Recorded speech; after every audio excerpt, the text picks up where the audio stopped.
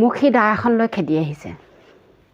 মই দৌৰি দৌৰি আহি পটককৈ থানাৰ ওচৰত পাই গ'লোহি আৰু থানাৰ ভিতৰত সোমাই দিলোঁ। সোমাই দি মই ৰক্ষা পৰিলোঁ। মোক সি একো কৰিব নোৱাৰিলে।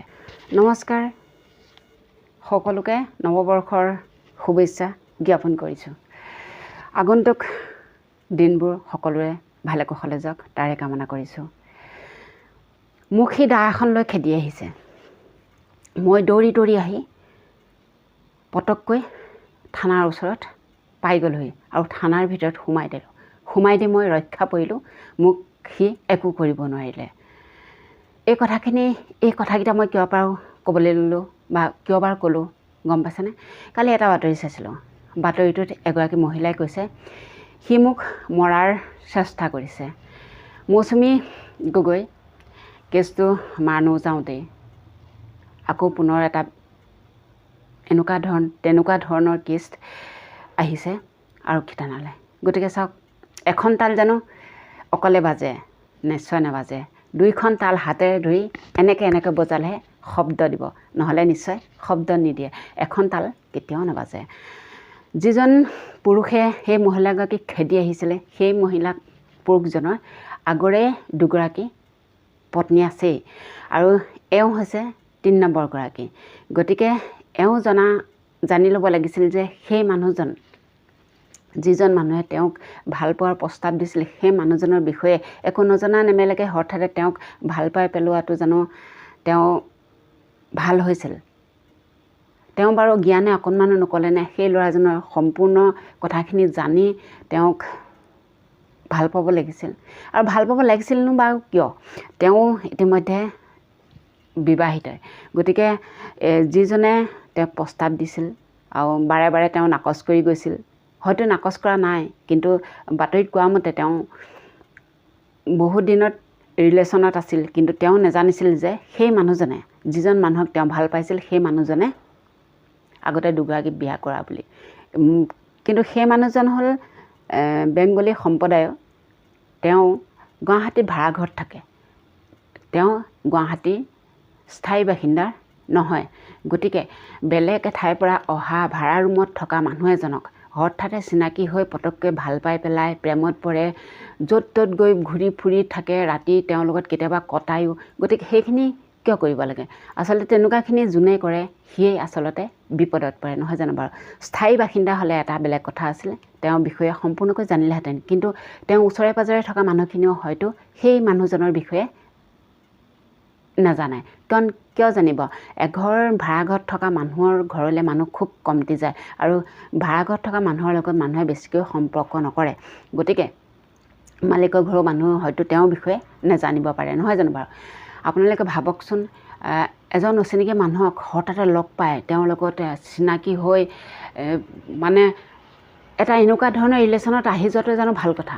নিশ্চয় বেয়া কথা। গতিকে ভাল বেয়া দুয়োটাৰ চাইহে মানুহক সম্পূৰ্ণকৈ জানিহে মানুহক লগত ৰিলেশ্যন এটা কৰিব লাগে। কাৰণ বন্ধুত্বৰ ৰিলেশ্যনেই হওক বা অন্য প্ৰেমৰ ৰিলেশ্যনেই হওক, গতিকে জীৱনসংগী হিচাপে ল'বলৈ হ'লেও সেই মানুহজনৰ বিষয়ে সম্পূৰ্ণকৈ জানি লোৱাটো উচিত। কাৰণ আজিকালি দেখিছে কিমান বিপদ আহি আছে এগৰাকী মহিলাৰ লগত, এগৰাকী যুৱতীৰ লগত কিমান দিনে দিনে প্ৰতিদিনে এটা ঘটনা ঘটি আছে। কাৰণ সেইবিলাকতো আপোনালোকে দেখিয়ে আছে। গতিকে দেখি শুনি মানুহ খালত পৰিবলৈ যোৱাটো নিজৰে ভুল, নহয় জানো বাৰু?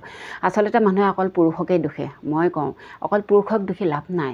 সমানে আমাৰ নাৰীসকলো বা আমি নাৰীসকলো দূষিত, নহয় জানো বাৰু? নিশ্চয় হয়। কাৰণ এই কথাখিনি কেলৈ কৈছোঁ, দুয়োটা পক্ষই সমানে দোষী হ'বই লাগিব, নহ'লে কেতিয়াও এনেকুৱাখিনি কাৰ্য নহ'লহেঁতেন। বেয়া কৰ্মবোৰ নিশ্চয় নহ'লহেঁতেন, নহয় জানো বাৰু? যেতিয়া এজন অচিনাকি মানুহক লগ পোৱা যায়, ফেচবুকত হওক বা হঠাতে কেতিয়াবা দোকানে পোহাৰে ক'ৰবাত গ'লে চিনাকি হোৱা যায়, তেতিয়া কিন্তু সেই মানুহজনক হঠাতে কাৰোবাৰ ভাল লাগি যাব পাৰে। কিন্তু সেই হঠাৎ ভাল লাগি যোৱা মানুহজনেই যে আপোনাৰ জীৱনত কিছুমান সাংঘাতিক জঘন্য ঘটনা ঘটিব পাৰে, সেইটো কিন্তু জনাটো স্বাভাৱিক, জানিব লাগিব। নিজে জানিব লাগিব। সেই মানুহজনৰ বিষয়ে যদি আপুনি নাজানে, নুবুজে, হঠাতে তেওঁক মানে বহুত আপুনি ভাল পাই পেলাই তেওঁৰ লগত বহুত ভাল ৰিলেশ্যন আপুনি ৰাখিবলৈ লয়, তেনেহ'লে এইটো খালত পৰাটো বিপদ সন্মুখীন হোৱাটো স্বাভাৱিক। সেইটো হ'বই, কোনো তাত কথা নাই। কাৰণ আজিকালি ফেচবুকতো বহুত মানুহ চিনাকি হয় বহুত এনেকুৱা কাণ্ড হৈ গৈছে। গতিকে আপোনাক যদিও ৰাজপথত মাৰি পেলাই সেই কেছবিলাক আচলতে সেই যিজন হত্যাকাৰীক আৰক্ষীয়ে আটক কৰি জেলত থৈ দিয়ে, সেই হত্যাকাৰীজন কেইদিন, কেইমাহ, কেইবছৰ জেলত থকা আপোনালোকে দেখিছে, প্ৰায় ওলাই অহাই গম পোৱা যায়। এনেকুৱাবোৰ কেছ বৰ্তমান হৈ আছে আৰু হৈ থাকিব, নিজেই যদি আমি নাৰীসকল সজাগ নহয় জানো বাৰু? মোৰ কথাখিনি কেনেকুৱা লাগিছে জনাব। আচলতে আমি মহিলাসকল নিজেই সজাগ হৈ থাকিলে হয়তো বিপদত নপৰিম চাগে। সেইবাবে কওঁ, দুখন তাল সমানে বাজে, এখন তাল অকলে নাবাজে। দুখন তাল বজাবলৈ যাওঁতে অকণমান সাৱধান হ'ব নিজেই, হয়তো তেতিয়া কোনোৱে বিপদত নপৰে, মহিলা হওক পুৰুষেই হওক, কোনো বিপদত নপৰে। আজিকালিতো প্ৰায় দেখা যায় পটককৈ পুৰুষজনকে দোষী দিয়ে, পুৰুষজনেই দোষী। ছোৱালীজনী পলাই গৈছে, মহিলাগৰাকী মৃত্যু হৈছে, ক'ৰবাত ধৰি মাৰি পেলালে, বস্তাত ভৰাই পেলালে, সেইবোৰ মানে অকল পুৰুষজনকে দোষে, কিন্তু মানুহে মহিলাগৰাকীক কেতিয়াও নোদোষে। আচলতে এই কিছুমান কাণ্ডবিলাকক, জঘন্য কাণ্ডবিলাকত মানে সমানে ভাগি, পুৰুষ মহিলা দুয়োৱে সমানে ভাগি হ'বলগীয়া হয়। কাৰণ দুখ দুইজনে, ইজনে সিজনক ভাল পালে, সিজনেও সিজনক ভাল পালে। আচলতে সেই কাৰণেতো কৈছোঁ যে আমি সকলোবিলাকেই এইবোৰ কৰ্মত দোষী হওঁ। সেইবাবে নিজে সজাগ থাকক, সাৱধান থাকক, কোনো যাতে বিপদত নপৰে। ঠিক আছে, আৰু কেইঘণ্টামানৰ পিছত নৱবৰ্ষ আহি আছে। গতিকে আগন্তুক নৱবৰ্ষৰ দিনকেইটা সকলোৱে ভালদৰে যাওক, নতুন নতুন আশাবোৰ, নতুন নতুন সপোনবোৰ সম্পূৰ্ণ হৈ উঠক, নহয় জানো বাৰু? তাৰে কামনা কৰি আজি মোৰ ভিডিঅ'টো ইমানতে সামৰণি মাৰিছোঁ। যদি ভিডিঅ'টো চাই ভাল লাগে, মোৰ কথাবোৰ ভাল লাগে, সঁচা কৈছোঁ নে মিছা কৈছোঁ, আপোনালোকে বিবেচনা কৰি মোক কমেণ্টত জনাব।